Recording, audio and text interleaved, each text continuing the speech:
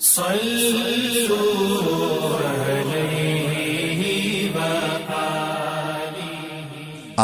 صلی اللہ علیہ وآلہ وسلم پر وحی کا ابتدائی دور اچھے سچے پاکیزہ خوابوں سے شروع ہوا۔ آپ خواب میں جو کچھ دیکھتے وہ صبح کی روشنی کی طرح صحیح اور سچا ثابت ہوتا۔ پھر من جانب قدرت آپ تنہائی پسند ہو گئے اور آپ نے غار حرا میں خلوت نشینی اختیار فرمائی اور کئی دن اور رات وہاں مسلسل عبادت اور یاد الہی و ذکر میں مشغول رہنے لگے۔ جب تک گھر آنے کو دل نہ چاہتا توشہ ہمراہ لیے ہوئے وہاں رہتے۔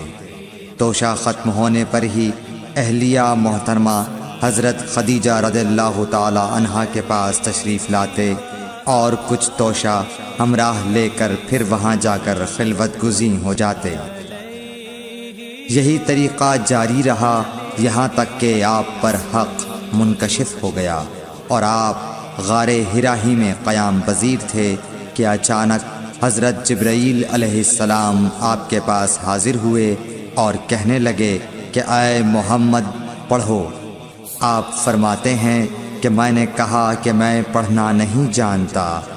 آپ صلی اللہ علیہ وسلم فرماتے ہیں کہ فرشتے نے مجھے پکڑ کر اتنے زور سے بھینچا کہ میری طاقت جواب دے گئی۔ پھر مجھے چھوڑ کر کہا پڑھو۔ میں نے پھر وہی جواب دیا کہ میں پڑھا ہوا نہیں ہوں۔ اس فرشتے نے مجھ کو نہایت ہی زور سے بھینچا کہ مجھ کو سخت تکلیف محسوس ہوئی۔ پھر اس نے کہا کہ پڑھ۔ میں نے کہا میں پڑھا ہوا نہیں ہوں۔ فرشتے نے تیسری بار مجھ کو پکڑا اور تیسری مرتبہ پھر مجھ کو بھینچا۔ پھر مجھے چھوڑ دیا اور کہنے لگا کہ پڑھو اپنے رب کے نام کی مدد سے جس نے پیدا کیا اور انسان کو خون کی پھٹکی سے بنایا۔ پڑھو اور آپ کا رب بہت ہی مہربانیاں کرنے والا ہے۔ بس یہی آیتیں آپ حضرت جبرائیل علیہ السلام سے سن کر اس حال میں غار حرا سے واپس ہوئے کہ آپ کا دل اس انوکھے واقعے سے کانپ رہا تھا۔ آپ حضرت خدیجہ کے ہاں تشریف لائے اور فرمایا کہ مجھے کمبل اوڑھا دو، مجھے کمبل اوڑھا دو۔ لوگوں نے آپ کو کمبل اوڑھا دیا۔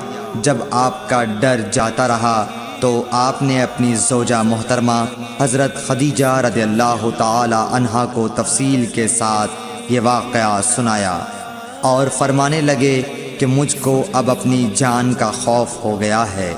آپ کی اہلیہ محترمہ حضرت خدیجہ رضی اللہ تعالی عنہا نے آپ کی ڈھارس بندھائی اور کہا کہ آپ کا خیال صحیح نہیں ہے۔ اللہ کی قسم آپ کو اللہ کبھی رسوا نہیں کرے گا۔ آپ تو اخلاق فاضلہ کے مالک ہیں۔ آپ تو کنبہ پرور ہیں، بے کسوں کا بوجھ اپنے سر پر رکھتے ہیں، مفلسوں کے لیے آپ کماتے ہیں، مہمان نوازی میں آپ بے مثال ہیں اور مشکل وقت میں آپ امر حق کا ساتھ دیتے ہیں۔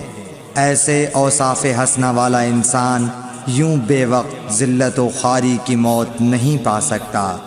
پھر مزید تسلی کے لیے حضرت خدیجہ رضی اللہ تعالی عنہا آپ کو ورقہ بن نوفل کے پاس لے گئیں جو ان کے چچا زاد بھائی تھے اور زمانہ جاہلیت میں نصرانی مذہب اختیار کر چکے تھے اور عبرانی زبان کے کاتب تھے۔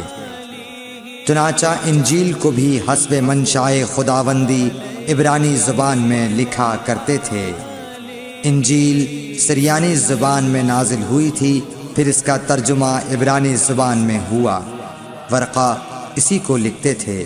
وہ بہت بوڑھے ہو گئے تھے، یہاں تک کہ ان کی بینائی بھی رخصت ہو چکی تھی۔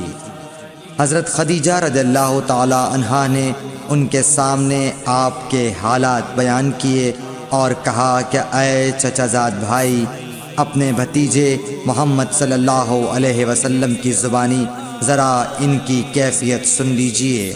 وہ بولے کہ بھتیجے آپ نے جو کچھ دیکھا ہے اس کی تفصیل سناؤ۔ چنانچہ آپ صلی اللہ علیہ وآلہ وسلم نے از اول تا آخر پورا واقعہ سنایا، جسے سن کر ورقہ بے اختیار ہو کر بول اٹھے کہ یہ تو وہی ناموس معزز رازدان فرشتہ ہے جسے اللہ نے حضرت موسیٰ علیہ السلام پر وحی دے کر بھیجا تھا۔ کاش میں آپ کے اس عہد نبوت کے شروع ہونے پر جواں عمر ہوتا، کاش میں اس وقت تک زندہ رہتا جب کہ آپ کی قوم آپ کو اس شہر سے نکال دے گی۔ رسول کریم صلی اللہ علیہ وآلہ وسلم نے یہ سن کر تعجب سے پوچھا کہ کیا وہ لوگ مجھ کو نکال دیں گے، حالانکہ میں تو ان میں صادق و امین و مقبول ہوں۔